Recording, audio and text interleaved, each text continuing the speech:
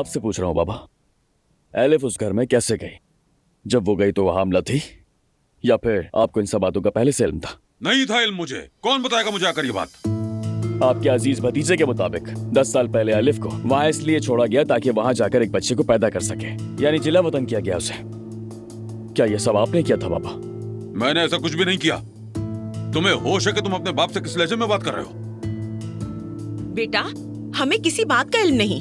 Mehmed ऐसी फजूल बातें क्यों कर रहा है? अगर वाकई एलिफ ने वहाँ बच्चे को जन्म दिया था तो बच्चा कहाँ है? आखिर किसको देकर आई है वो? पैदाइश के 1-2 दिन बाद कोई एलिफ और बच्चे को आकर ले गया था, बस यही बात मालूम है।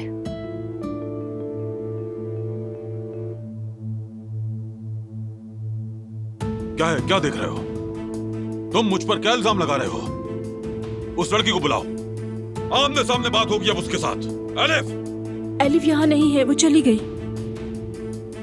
कहाँ चली गई? मुझे नहीं मालूम, हर जगह ढूंढा है मगर नहीं मिली, कहीं भी नहीं है।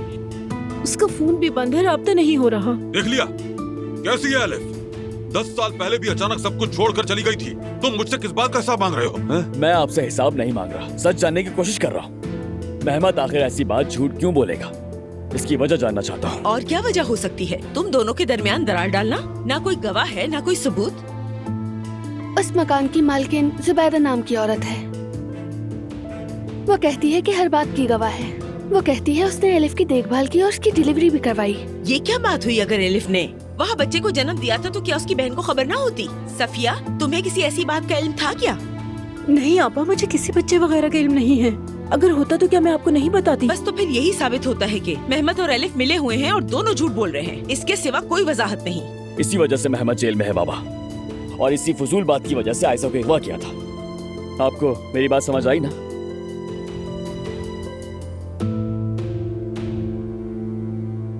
मेहमद तुम्हारा कजन है, उसका जेल में होना हमारे खानदान की बदनामी है। मुझे फर्क नहीं पड़ता, उसने जुर्म किया है और सजा मिलनी चाहिए उसे।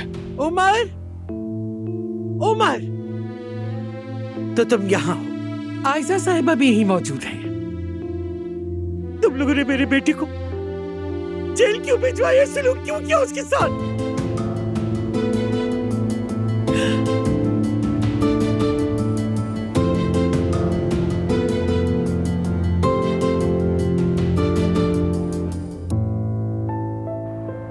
ओजान, क्या ये घर वाकई हमारा है?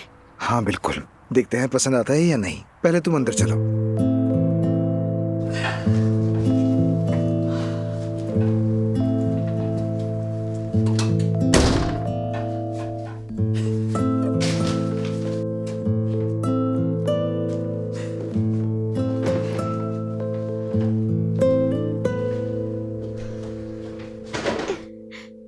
ओजान, मैं बहुत खुश हूँ, और वो भी हमारे ही मोहल्ले में। ये घर तो हमारे घर से भी करीब है। तुम्हारे घर से?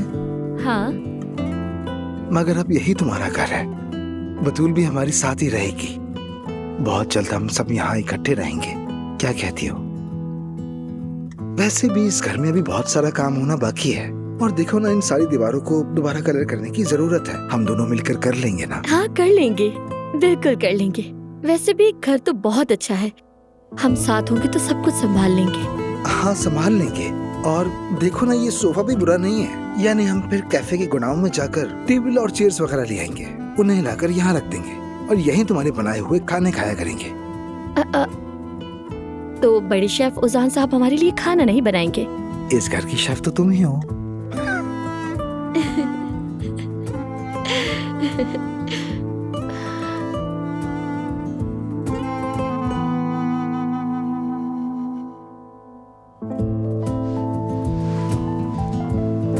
ओजान, क्या ये सब हकीकत है? हम वाकई साथ हैं? ओजान, मैंने ये तुम्हारा हाथ पकड़ा हुआ है ना? हाँ बिल्कुल। हम उस घर में खड़े हैं जहाँ हमें आगे जाकर साथ रहना है। ओजान, ओजान, कहीं ये ख्वाब तो नहीं है ना? तुम्हारे साथ गुजारा हुआ हर दिन दुनिया का सबसे खूबसूरत ख्वाब है, और अब हम कभी नहीं जागेंगे।